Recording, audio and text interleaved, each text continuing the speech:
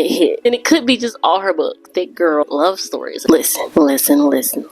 Now, I'm not typically one for audiobooks until this year. I don't know what it is, but it's like once you start, you can't stop. So we're gonna get into the best audiobooks that I have listened to pretty much this year. Oh my god. No, I started last year. This is how it all started. How I ended up on audiobooks. I started with the one and only ACOTAR series. Okay, I started with ACOTAR because I just couldn't get into the first one. I'm sorry, but it just wasn't it. A Court of Thorns and Roses. Girl, when I tell you this book was so boring reading it, I mean, I thought I was going to fall out. It wasn't giving. Okay, it was so slow, so boring. It's my first fantasy after reading Fourth Wing, so I kind of knew some things, but not really. Girl, people said, get the audiobook. Get the graphic audiobook. And I sure did. And when I tell you this, it made it all better. And it was still kind of when I listened to it, but it wasn't like boring. It was more like, okay, we're getting a little flow here. And honestly, this book doesn't even get good until like halfway through the book. So, I mean, that's my personal opinion. But and then I got to ACOMOF and I listened to this one and it hit for real. The audiobook for ACOTAR was just great. And I didn't finish all of ACOTAR. I am on ACOWAR. I have literally 100 pages left. Like, I'm so excited to finish that. We'll probably jump back into that in the fall season because I feel like summer is not giving ACOTAR or any Sarah J. Maas. My goal was to buy all of the series, both series, Throne Glass and ACOTAR, so that way I can just have them all, binge it all, and be done, right? Anyway, I don't know if I'm gonna read Crescent City because what it sounds like, Crescent City is not great, so maybe I will listen to Crescent City, and if I like if I like the audiobook of Crescent City, then I'll buy the book. But as of right now, I'm not purchasing the Crescent City. I was like, let me pause ACOWAR because some people said they read Throne Glass first, and I was like, I think I kind of want to read it in the way that Sarah J. Maas wrote them, and she wrote Throne Glass first. So I tested out Throne Glass to see if I was going to enjoy it, and when I tell you, I listened to this and I ate it up. And now this one was not graphic audio, but I ate it up. I'm serious. This was so freaking good. Oh my gosh, Selena and her story. Is her name Selena? It is. I listened to this one, ate it right on up, okay? And it was the regular version of audiobook. It wasn't graphic audio. I think they said this summer they're coming out with the Throne of Glass graphic audio version. So if I can afford to listen to it, like if it's on like EVERAND or anything like that, then I'll probably check it out. But as of right now, it's only the regular one, which I listened to on Audible. I don't think no one else has it. Yeah, but I did purchase them with my mom's coins, like her little whatever points.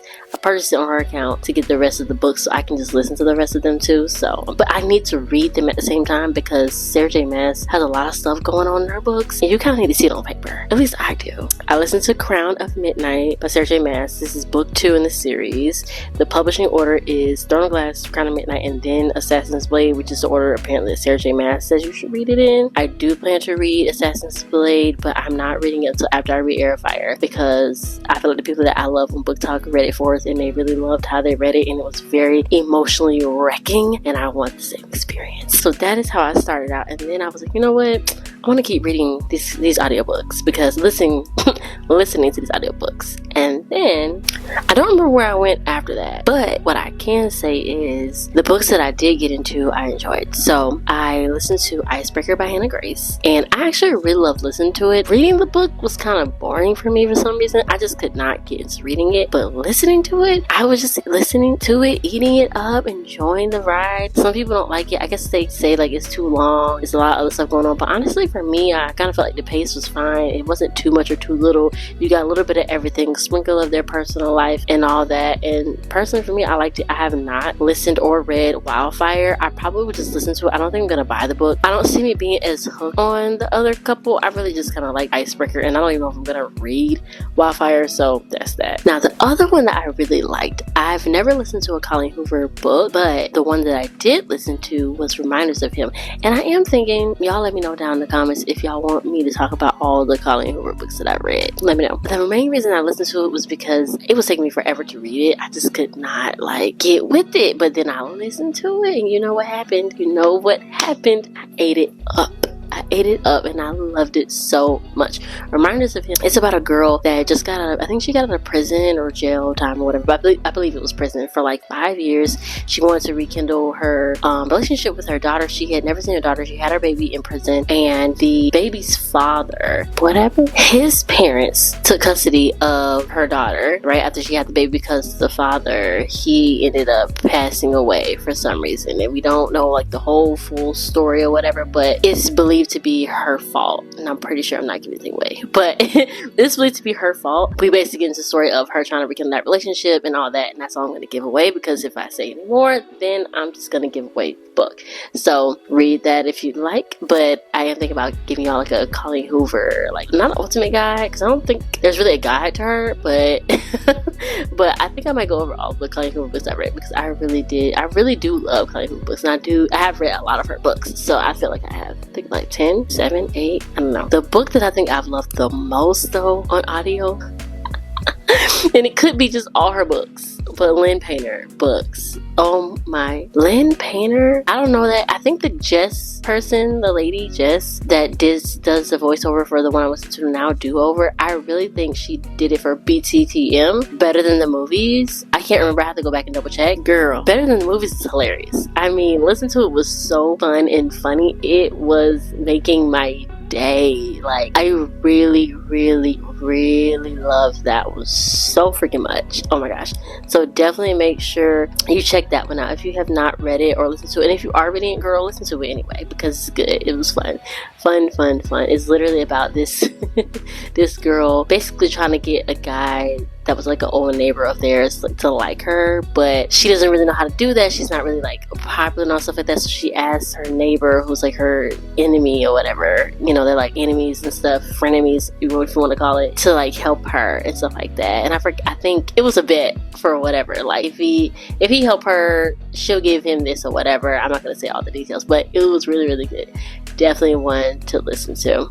And then another good one was Curvy Girls Can't Date Quarterbacks.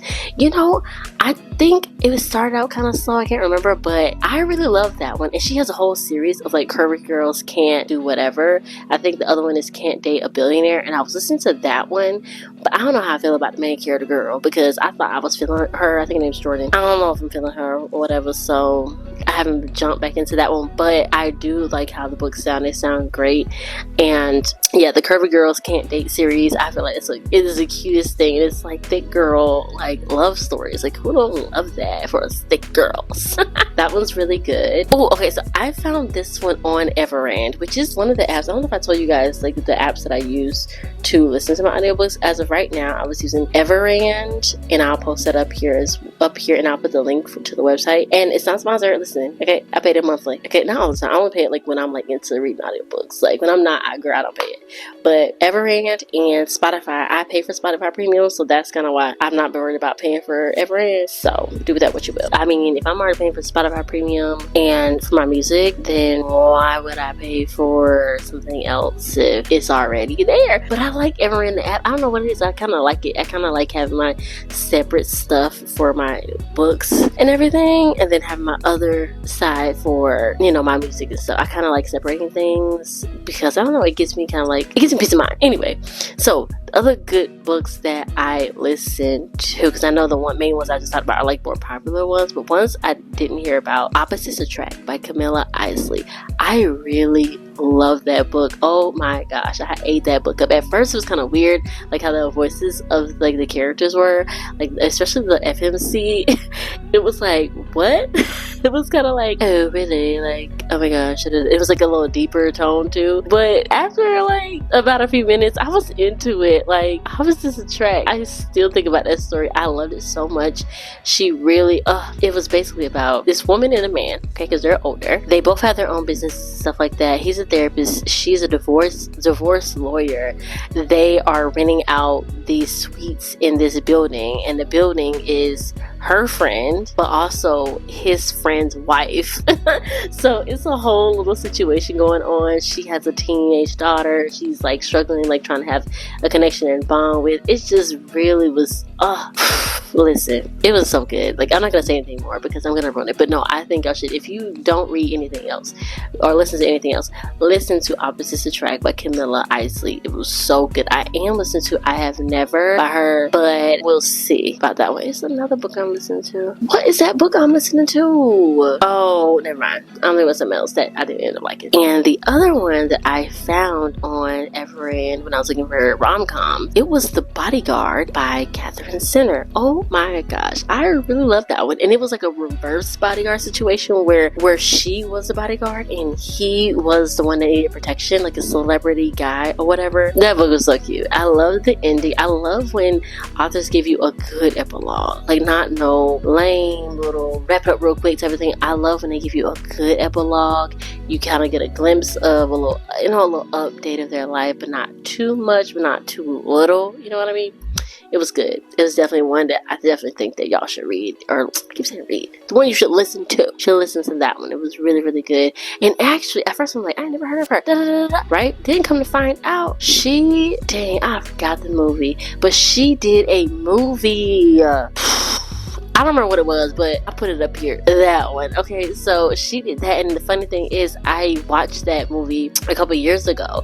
I remember watching that movie when I was back home, and I was like, oh, I love this movie, and I really enjoyed it. She's a good one too, and actually, I do have one of her books coming, ROM-COMMERS. I'm excited to listen.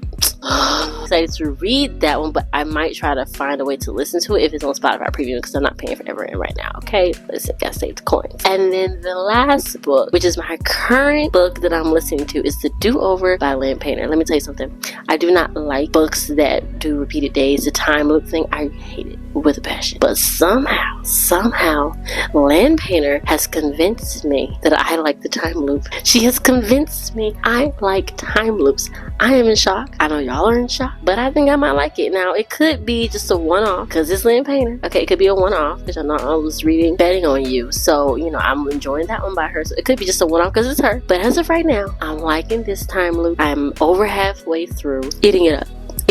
I cannot wait to see what happens. I cannot wait to see how we figure this thing out. I cannot wait. I am loving it so much. Do y'all like time loops? Because I don't know. I'm just curious. I feel like it's a hit or miss for everybody, right? Those are all my favorite audiobooks that I've listened to. Of course, I've had some that I did not like, but I'm not going to share that, right? Now, let me know if you like this video. Make sure you comment, share, like, and subscribe. And let me know what else y'all want to see as well. Have a good day. What is this?